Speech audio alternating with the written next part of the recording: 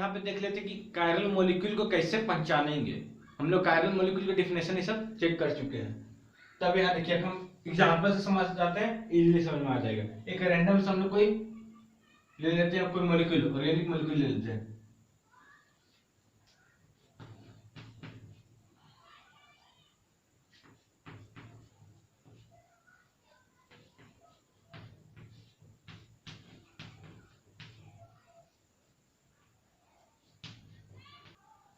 अब यहाँ देखिए हम लोग एक रैंडम से कोई मॉलिक्यूल ले लिए हैं। अब हम लोग चेक करेंगे कायरल मॉलिक्यूल है या फिर नहीं है। तो कंडीशन हम लोग को क्या जानना होता है, जो कायरल मॉलिक्यूल होगा उसमें कम से कम एटलीस्ट वन कायरल कार्बन होना चाहिए, कायरल कार्बन होना चाहिए, ठीक है। और कायरल कार्बन को कैसे पहचानेंगे? कायरल कार्बन में उसके जो चारों पहली बात तो कायरल कार्बन sp3 होना चाहिए, sp3 हाइब्रिडाइज्ड होना चाहिए, ठीक है।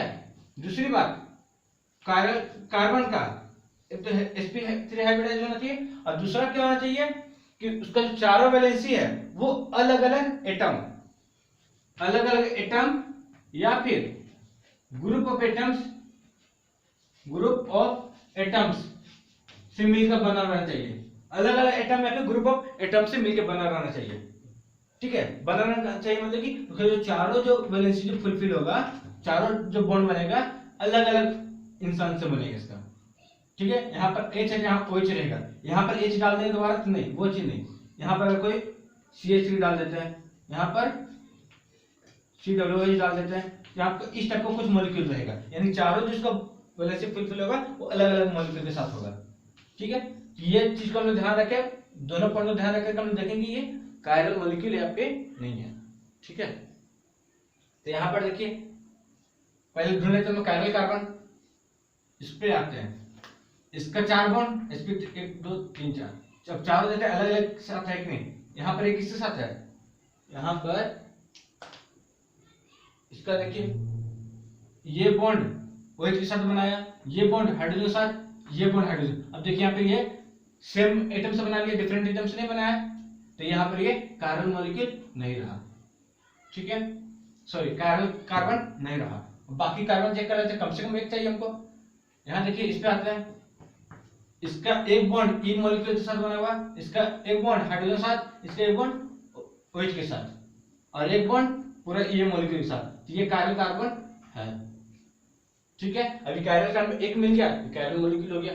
अब बात के बाद देखते हैं, बाकी भी चेक कर लेते हैं हम लोग। ये कार्बन का एक हाइड्रोजन के साथ, एक OH के साथ, एक ये पूरा मॉलिक्यूल के साथ, एक ये पूरा मॉलिक्यूल के साथ, ठीक है। तो ये क्या हुआ, एक कायरल कार्बन है, ठीक है। अब इस कार्बन पे आते हैं, इस कार्बन पे आते हैं, तो इसका जो है दोनों बॉन्ड एक ही ऑक्सीजन के साथ बना दिया गया है, तो यहाँ पर ये कायरल कार्बन नहीं हुआ, क्योंकि चारों बॉन्ड अलग अलग के साथ बनना चाहिए था, तो यहाँ पे कायरल कार्बन नहीं है। इस पे आते हैं, हाइड्रोजन के साथ बना, ये पूरा मॉलिक्यूल के साथ बना, इस ये वाला बॉन्ड वो OH के साथ बना, ये बॉन्ड पूरा उसके साथ बना, ठीक है। तो ये भी क्या है, कायरल कार्बन है, अलग अलग एटम ग्रुप ऑफ एटम साथ कंबाइन है। इसका देखते हैं, इसका OH के साथ एक बॉन्ड, एक साथ एक बॉन्ड पूरा इसके साथ, ये पूरा बड़ा मॉलिक्यूल के साथ, और एक ये CHO साथ, ये कार्बन है। अब यहाँ भी तो कार्बन, इसको चेक करना होगा। बहुत लोग इसको चेक नहीं करते हैं, लेकिन यहाँ पे चेक करना होगा, क्योंकि ये भी एक कार्बन से ही बना है। तो यहाँ देखिए कार्बन बॉन्ड से कैसा है, CHO है, एल्डिहाइड का बॉन्ड कैसे बनता है, यहाँ OH बॉन्ड रहता है, यहाँ हाइड्रोजन इसको CHO लेते डायरेक्ट हम लोग, और यहाँ पर ये पूरा मॉलिक्यूल के साथ कंबाइन है। तो इस कार्बन को देखिए, इस कार्बन में क्या है, एक हाइड्रोजन के साथ दो बॉन्ड इसके साथ बना दिया, तो सीधा सीधा ये chiral molecule, sorry chiral carbon नहीं है। अब यहाँ पर देखिए हमको कम से कम एक चाहिए था, एक तो यहीं पे मिल गया था, यानी कि ये कायरल मॉलिक्यूल है, ठीक है। अब हम यहाँ देख लेते हैं, जब ये कायरल मॉलिक्यूल है तो ऑप्टिकल एक्टिव है या फिर नहीं।